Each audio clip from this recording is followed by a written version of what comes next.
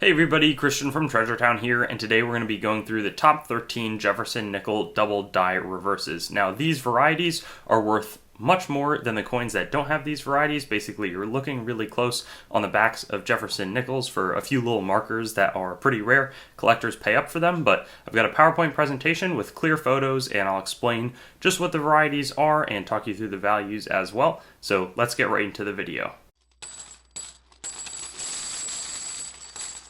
Now, before we get into our first coin, I just want to mention that these coins are not double struck. Instead, the dies during the hubbing process that creates the dies have a double impression, or sometimes there's more impressions than that, as you'll see later today.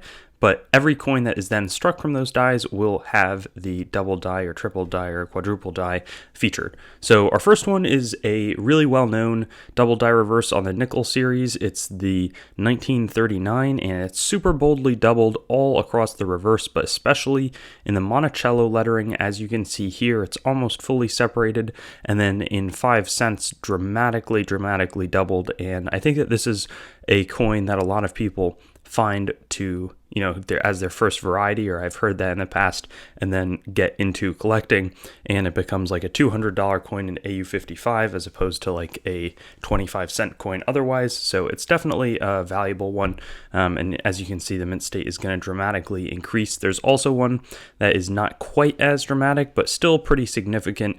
Super split serifs on each of the lettering in 5. You can see the shelving and the bars all through the states lettering, so in the United States of America, and this is pretty similarly expensive.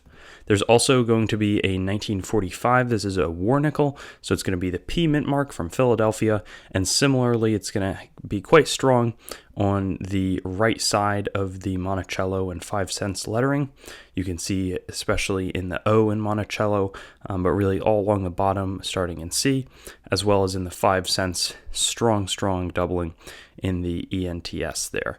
This one is not quite as valuable as the past one, but still has nice value increases where a normal one in mint state might be like $5 or $7.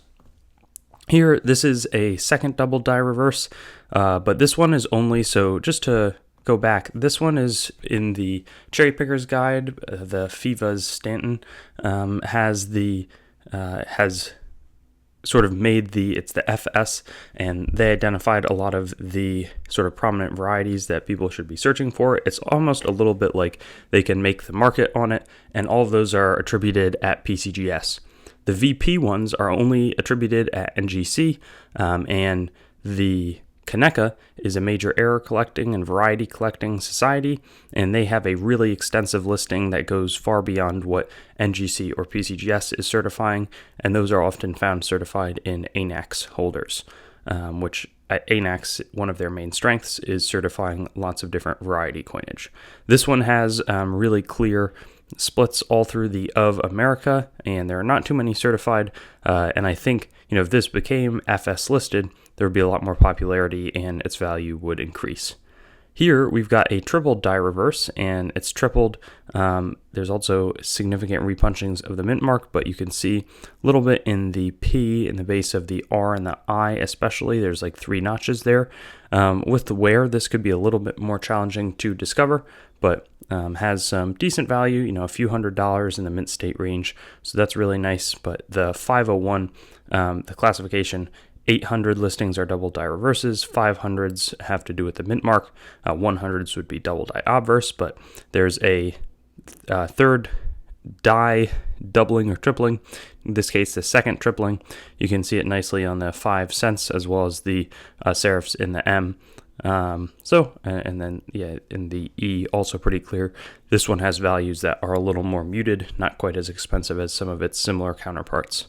1946, we see a really strongly doubled building of Monticello, so it's not in the lettering, but it's like a tilted slightly extra, not just an extra step, but like the full set of steps appears below. And this one's going to be 150 in mint state 63, 450 in mint state 65, and that's a nice coin to look for, as is the 1954S, has sort of a shifted in the other direction, really nice double die. This one's $75 in mint state to $300 depending on how nice of a coin and how the strike looks. But definitely two less, it's not like you're looking for the classic doubling on the letters, more on the main devices. And then 1956, we have actually a die that has been quadrupled. So in terms of the M, you can see 1, 2, 3, 4, multiple serif, same thing all in the U's and the N. So that's a nice coin. And again, a lot of these varieties really skyrocket in the mint state. And as you get up the chain in mint state, because that's where you can often have the nicest preservation. It's not so clear, where if it gets worn, a lot of it is going to be challenging for cherry pickers to discern. Here we've got a triple die reverse as well. You can see it in the base of the lettering in United States of America. Same thing in the cents, but this one, $35 mint state 63, $135 mint state 65, a lot more affordable. And then there's also 1962. We're going back. The WDDR is for Wexler. So he's also a major attributor and has his own attribution system, but this one really strong shelving all through the E pluribus unum. You can see this really nicely, and it's certainly one to search for. Just super big separation in the L splits, same thing in the P and the top of the E. And then when you look at the E pluribus unum, there's slight differences between these ones, but they are, certainly a different presentation here, different dies that are used to strike it. The R, maybe a little stronger split there, but you can clearly see that these are quite collectible. But if you notice, there's 40, 50, there's at least 41 Kaneka double die reverses. There's a fair amount of these, but they're each rare. And so I always like varieties because it's just they're actual rarities in the modern day, whereas, it's not like artificial scarcity. Anyways, here we've got a triple die on the 1963. And this one is really obvious, super strong hubbing in, like separation in the M. Same thing, it's like a mini pine cone in the tops of the U. Strong splits all through the E pluribus. So that's a great one to look out for. $75 in mint state 63, $250 in mint state 65. Normally these coins are just worth 5 cents. So that brings us to the end of these, but 13 different coins that are really worth spending a little extra time looking for and seeing if you can't pull them out of your pocket change. Thanks for watching the video. I'd encourage you to like, comment, and subscribe to the channel to stay updated. I've also got Facebook, Instagram, and Twitter, so you can follow me there. TreasuretownYT.com is the main channel website. Definitely give that a visit.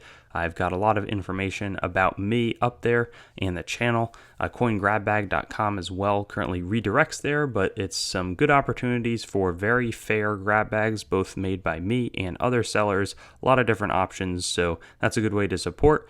There's also TreasuretownCoins.com. In the future, my coin dealing operation will be done out of that website.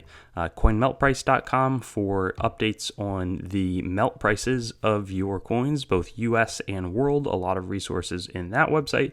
And then CoinsMetals.Cards.com being developed right now as a marketplace and news source for coins, metals, cards, and collectibles in general. So I'll see you on my future videos. Looking forward to seeing you there, and hope you have a good day.